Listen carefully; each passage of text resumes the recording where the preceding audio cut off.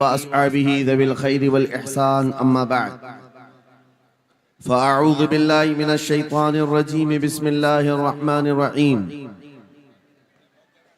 قل إن كنتم تحبون الله فاتبعوني يحببكم الله ويغفر لكم ذنوبكم والله غفور رحيم صدق الله مولانا العظيم।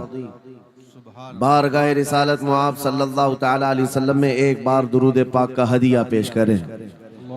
अल्लाहुम्मा सल्लि अला सय्यिदिना व मौलाना मुहम्मदिन मअदनिल जूदि वल करम व आलिहि व अस्हाबिहिल किराम व इब्निहिल करीम व बारिक व सल्लिम सलातन दाइमतन सरमदन अबदा।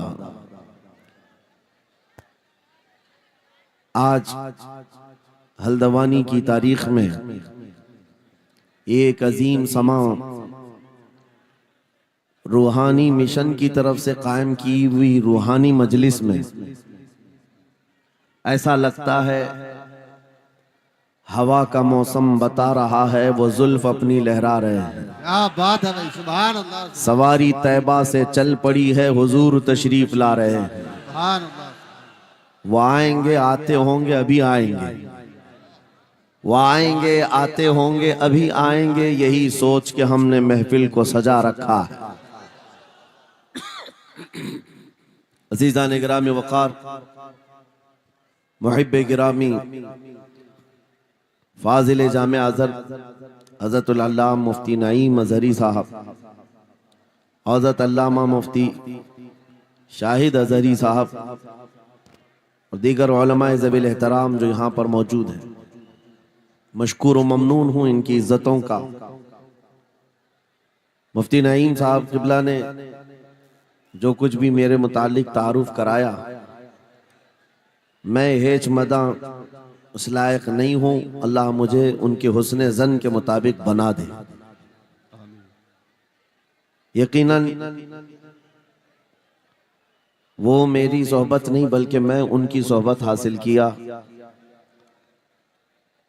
और माशाअल्लाह ये वो उलमा हैं जो अपने दौरे तालिब इल्मी में भी अपनी सलाहियतों और अपनी अखलाक की बुलंदियों की एक छाप छोड़ते हैं।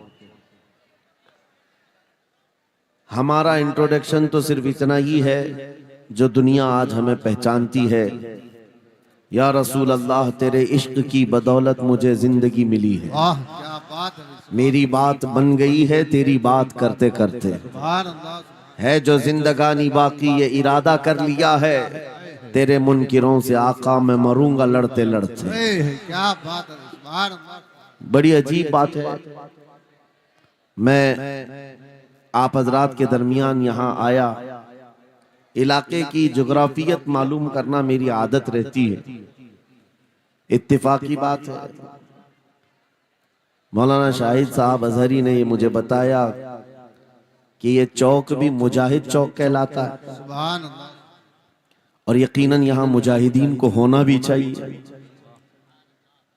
और शायद 17 नंबर भी है कुछ, जो हमारे बद्र की तारीख भी है। क्या बात है भाई, सुभान अल्लाह।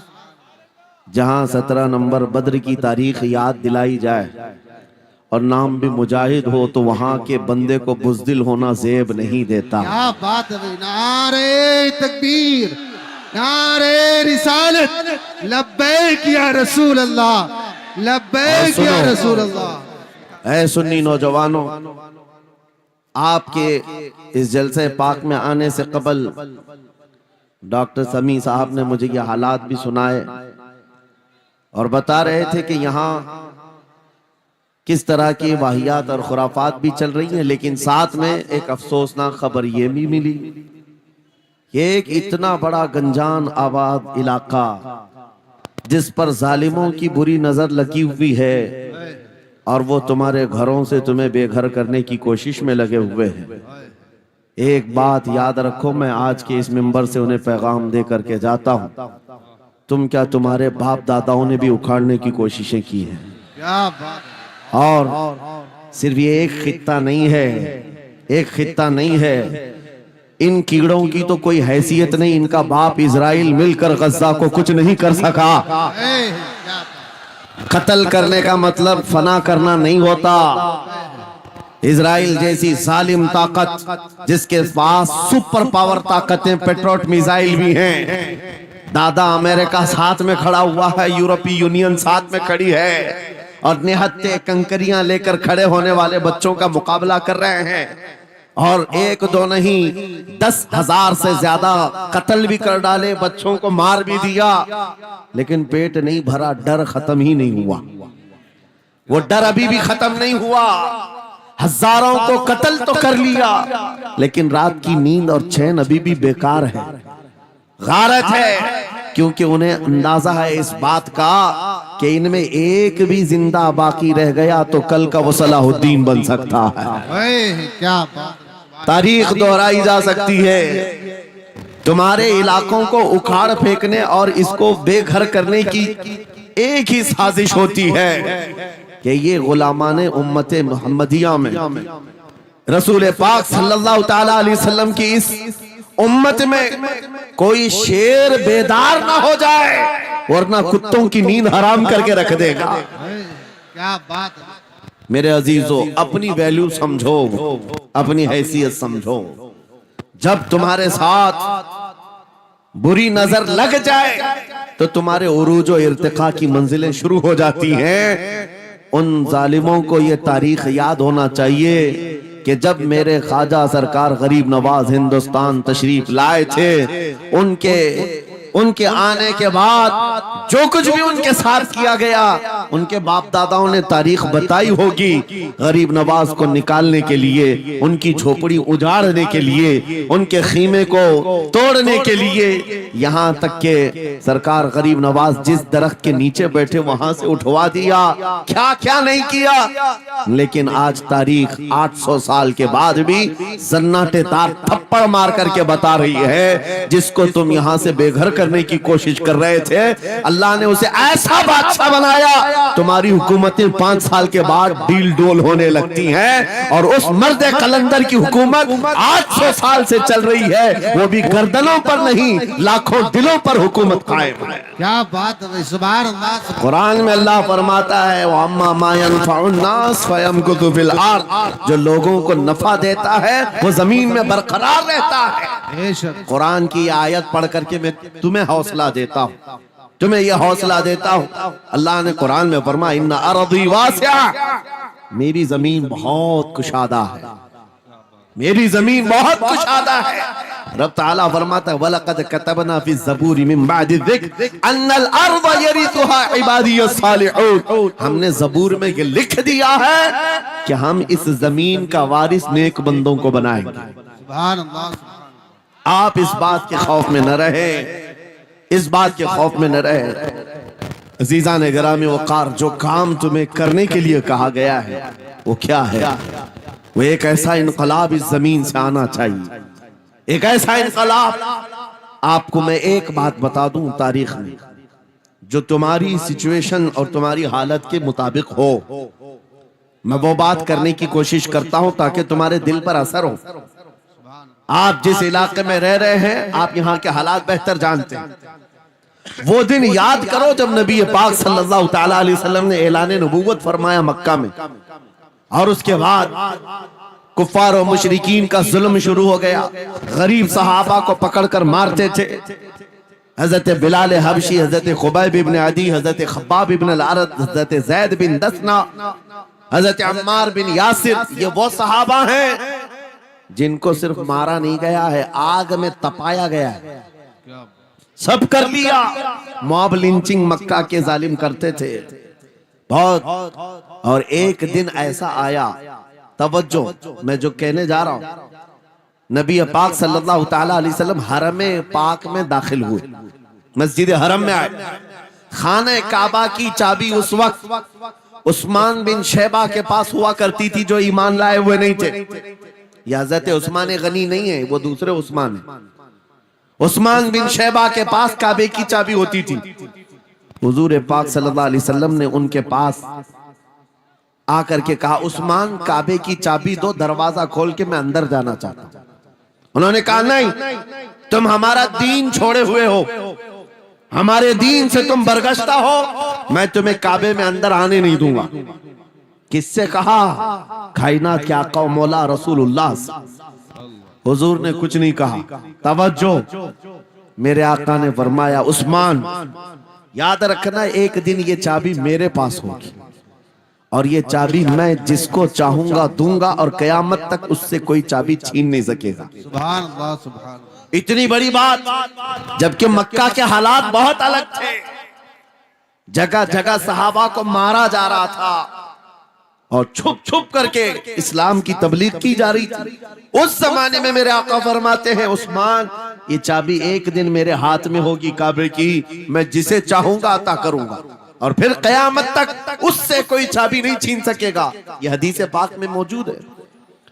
उस्मान बिन शैबा कहते हैं पहले तो मुझे हंसी आई, क्योंकि ये खाने काबा की चाबी की जिम्मेदारी आम नहीं होती, खानदानी है, बरसों से चली हुई विरासत के साथ आती है। और ये इस तरह से मुझे कह रहे हैं कि चाबी इनके पास चली जाएगी। और फिर उस्मान बिन शैबा कहते हैं इनके हालात देख करके तो लग नहीं रहा था कि चाबी जाएगी, लेकिन जलाल जिस अंदाज में गुफ्तगू हो रही थी, ये देखकर डर भी लग रहा था कि कहीं ये सचमुच चाबी ले तो नहीं लेंगे। फिर उस्मान बिन शैबा कहते हैं वो हालात भी आ गए कि जब रसूलुल्लाह हिजरत करके चले गए मक्का से, सहाबा भी घर बार छोड़कर चले गए। उस्मान बिन शैबा कहते हैं आप तो दिल मेरा चौड़ा हो गया, कहां मुझसे चाबी लेने की बात कर रहे थे, कहां इनका घर भी नहीं बचा, घर भी छोड़कर जाना पड़ा।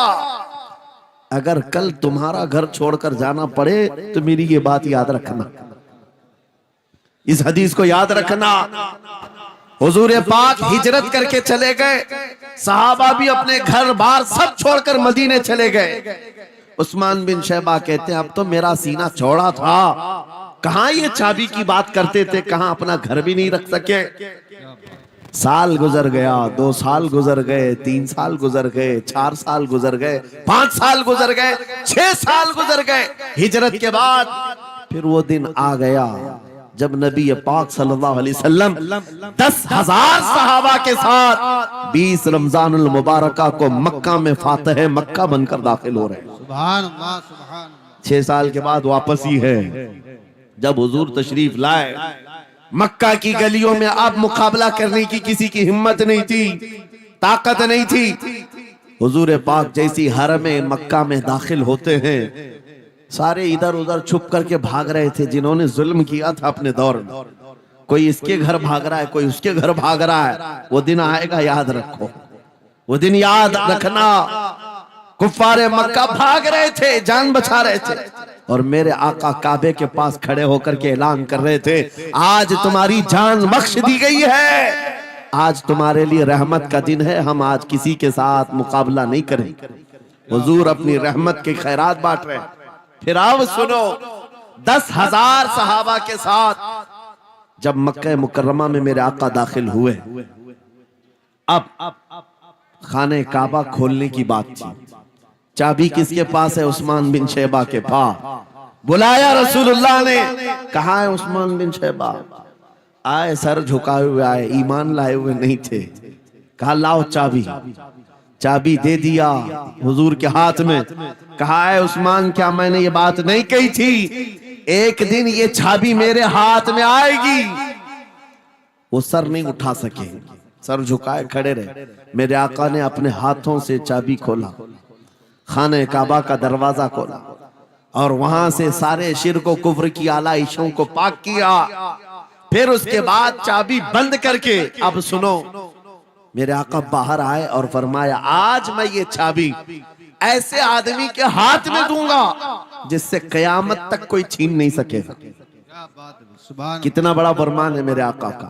सुभान। हुजूर ने जब ये फरमाया तो जो बड़े बड़े सहाबा थे उनके दिलों में एक ख्वाहिश थी, काश चाबी हमें मिल जाए, हमारे खानदान में चलती रहे। वहां सिद्दीक अकबर भी हैं, फारूक आजम भी हैं, उस्मान इब्न अफ्फान भी हैं, हैदर कर्रार भी हैं, रिदवानुल्लाहि अलैहि मजमाइन। सब सहाबा के दिल में ख्वाहिश थी ये चाबी हमें मिल जाए। मेरे आका सल्लल्लाहु अलैहि वसल्लम ने सबकी तरफ देखा और फिर आयत पढ़ी, इन्नल्लाह यअमुरुकुम अन तुअद्दुल अमानाति इला अहलिहा।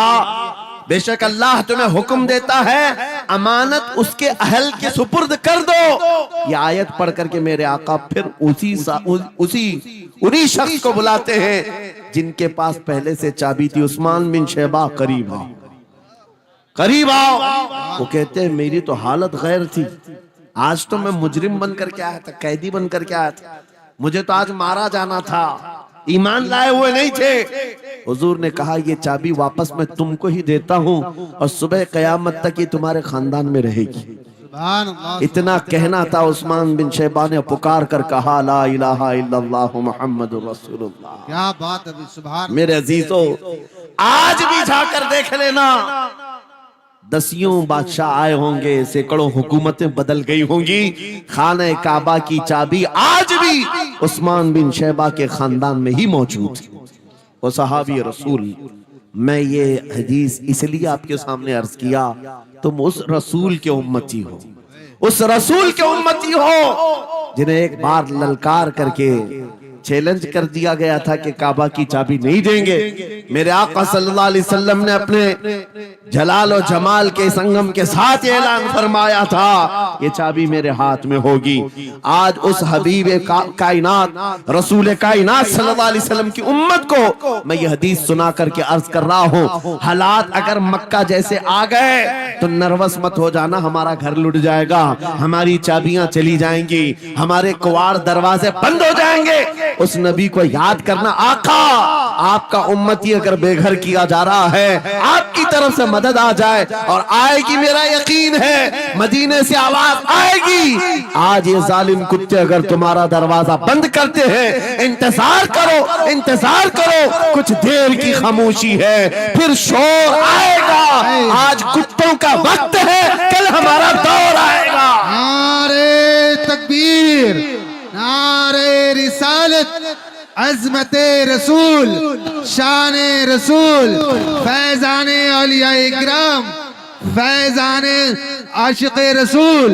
नारे तकबीर। बात सिर्फ इतनी है कि हम छोटी छोटी तकलीफों से बिलबिला उठते हैं और हम सबर की तरफ नहीं देखते। हमें हालात आज हिला दिए जाएंगे, झिझोड़ दिए जाएंगे।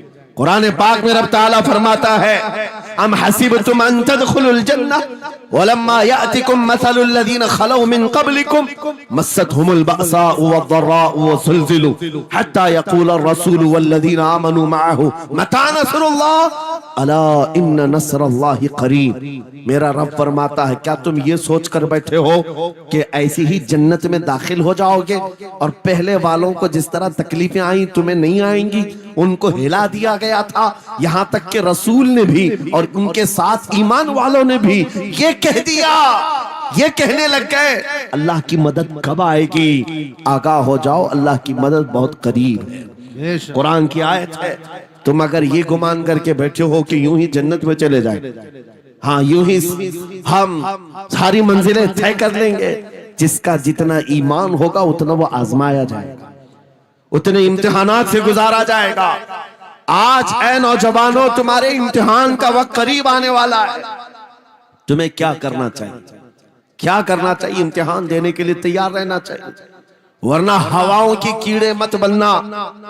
आज हवा उनकी चल रही है तो उनकी जय जय करेंगे, कल इनकी चल रही है इनकी जय जय करेंगे। ईमान वालों की ये मेयार नहीं है। जो ईमान वाला है वो हर आंधी में डटा रहता है, जमा रहता है। खालिद बिन वलीद को याद करो, एक लश्कर लेकर के वो एक इलाके में गए थे। तवज्जो है नौजवानों, हाँ मैं देख रहा हूं बहुत सारे खड़े हुए हैं और बैठे हुए भी हैं। जो जैसा है वहीं जमा रहेगा, क्योंकि ये महफिल रसूल है, महफिल रसूल है। जाहिर सी बात है खड़े होने वाले वो भी उतना सवाब हासिल करेंगे, बैठे हुए भी। लेकिन कुरान कहता है ला यस्तविल काइदून, यानी बैठे हुए लोग खड़े हुए लोगों के बराबर नहीं होते। खैर बात यह है कि आप अपना जहन इस तरफ रखें। खालिद बिन वलीद, उस अजीम मुजाहिद की बात कर रहा हूं रज़ी अल्लाह तआला अन्हु, एक लश्कर लेकर, नौजवानों का लश्कर था, एक ईसाई किले का मुहासरा कर लिया, और किले का मुहासरा करने के बाद अंदर सख्त लोग थे, मुकाबला कर रहे थे, लेकिन किला फतह नहीं हुआ। अब अंदर वालों ने यह मशवरा कर लिया, जो बड़ा राहिब था, पादरी था, कहा ये खालिद बिन वलीद है, इससे लड़ना आसान नहीं है, ये जहां जाता है फतह के झंडे गाड़ कर आता है। उसने जो गुरु घंटाल था सबको जमा किया और कहा मैं एक तरीका ढूंढा हूं, इसके जरिए से इनके ऊपर हम कामयाबी हासिल कर लेंगे। सबने कहा हम इत्तेफाक करते हैं। कहा क्या तरीका है? गुरु ने कहा, पादरी ने कहा, ये बैठाए ये सब चीजें महफिल रसूल के आदाब नहीं। जो लोग बैठा रहे हैं, मैं कह रहा हूं जो जहां है, जिस हालत में है, खड़े रहेंगे इंशाअल्लाह। आप अगर खड़े होने में दिक्कत महसूस कर रहे हैं, मैं भी खड़ा होता हूं इंशाअल्लाह। ठीक है?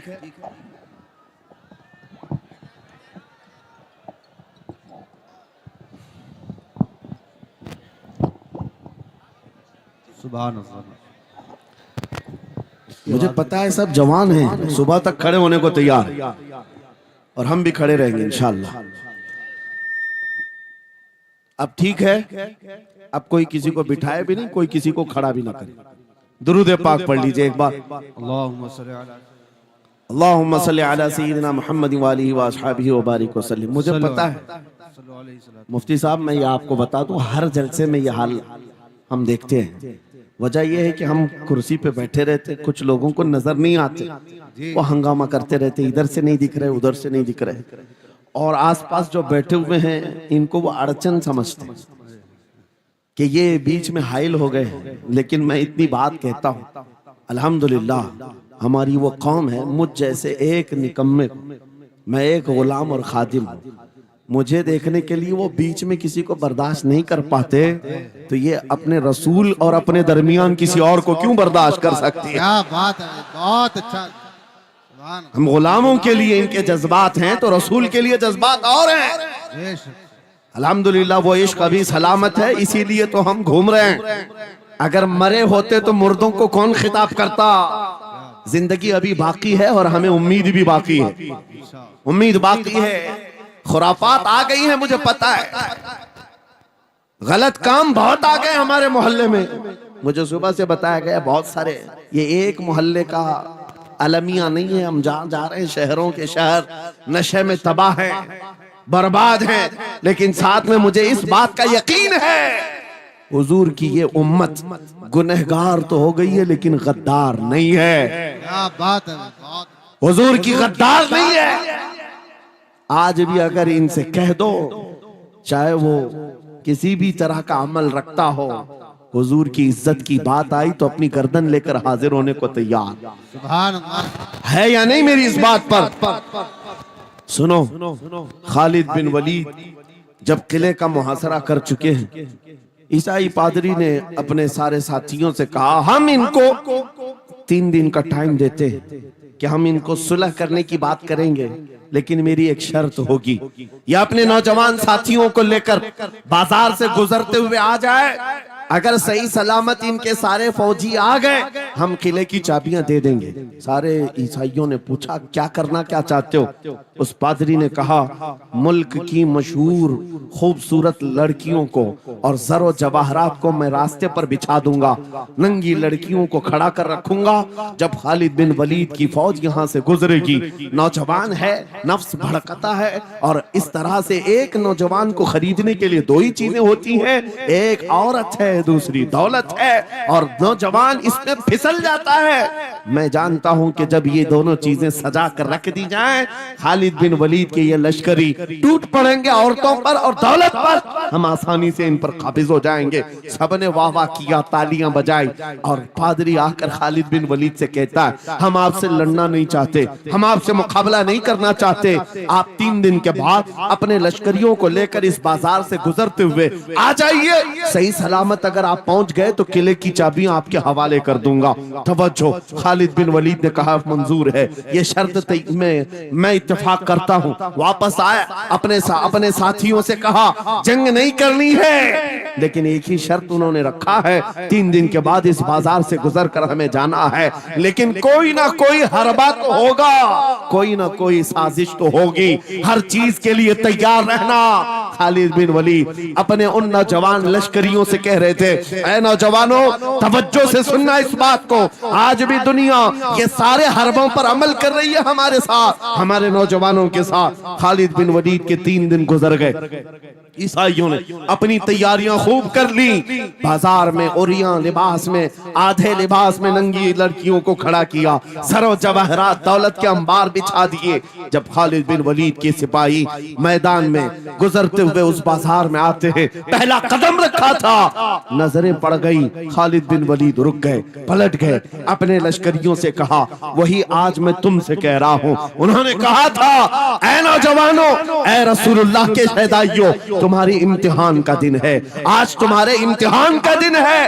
अगर तुम्हारा कदम फिसल गया, सुबह क़यामत तक तुम पर लानतों की फटकार होगी, और अगर जमा रहा, सुबह क़यामत तक अल्लाह की रहमत के फूल बरसाए जाएंगे। नौजवानों ने पूछा, करना क्या है हमें, आज कौन से इम्तिहान में कामयाब होने का तरीका क्या है इस इम्तिहान में? खालिद बिन वलीद ने कहा, कुछ ना करना, बस अपने रसूल की सुन्नत पर अमल करना।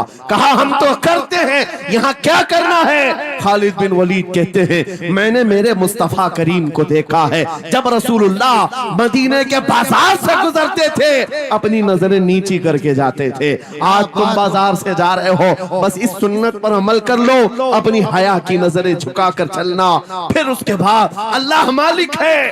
खालिद बिन वलीद के जोश और वलवले से भरी हुई ये तकरीर ऐसी असर कर गई, वो नौजवान 1-2 नहीं थे, सैकड़ों की तादाद में थे, सर झुकाए बाजार से ऐसे चल रहे हैं। तारीख निगार कहते हैं वो इस तरह से चल रहे थे कि उनके सरों पर अंडा भी रख दिया जाता तो नहीं गिरता, ना इधर हिलाए ना उधर हिलाए, ना इधर देखे ना उधर देखे, और बराबर अपनी नजरें जमीन पर झुकाए हुए तेजी से चलते हुए उस किले के फाटक तक पहुंच गए। वहां वो पादरी साहब इंतजार में थे, भटक गए होंगे, औरतों से भिड़ गए होंगे, दौलत जमा कर रहे होंगे, मगर ये दीवाने ठुकराते हुए हर दौलत और उरियानियत को उस किले के फाटक तक पहुंच गए।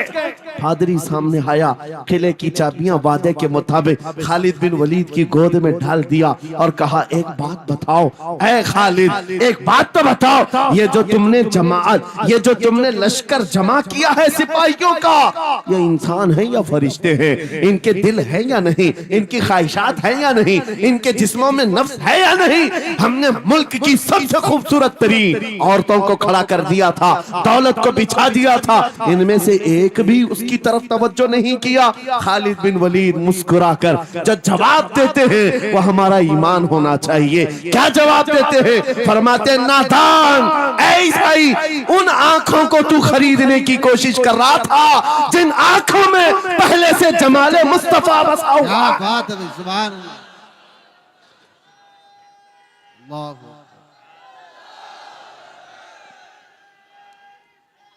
या रसूल,